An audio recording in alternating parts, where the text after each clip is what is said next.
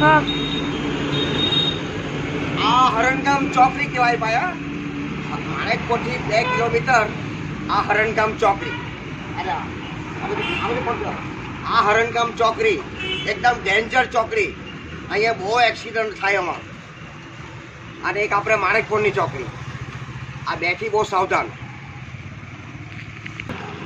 જો ભાઈ આ મોટરસાઇકલ ડાયરેક્ટ આ લોકો બધા ઉપર ડાયરેક્ટ કાઢી લે. જુઓ આ જુઓ એક્સિડન્ટ કેમ થાય. આ ડાયરેક્ટ ઉપર જ ચડાવી દે. એટલે આ ચોકડી એટલી ડેન્જર છે. આગાડી વળક છે. હવે હમણાંના છોકરાઓ જરા બી 10 થી 5 સેકન્ડ આટલે નજીક ઊભી રહેવાની માગે. કેમેરો નીચે કર.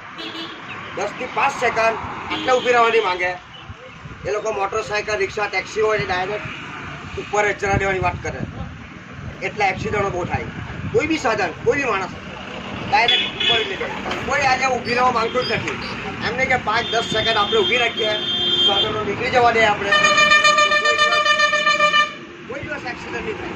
પછી કે ટાંટ્યો તૂટ્યો, હાથ નીકળી ગયો, કાન નીકળી ગયો, નાક નીકળી ગયું, મગજ ફાટી ગયું.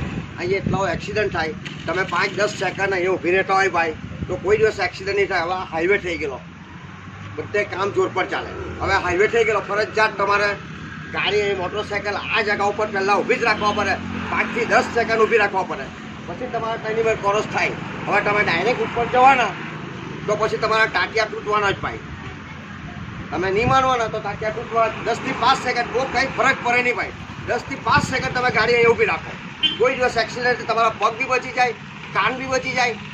આ તો ફિકર ચિંતા મને વાળી કેમ ભાઈ. એ તો આ બધું પસંદ કરવાનું મારે કામે જ કહી દીધું. મારે એક લાયકનો ફોલોવર ઓછો થઈ જાય. ડાયરેક્ટ તમે ઉપર નીકળી જાય એ માનવાના નહીં મને. મારે એક લાયક એક ફોલોવર ઓછો થઈ જાય ભાઈ. એટલા ચિંતા વાળી મને, બીજું કંઈ નહીં.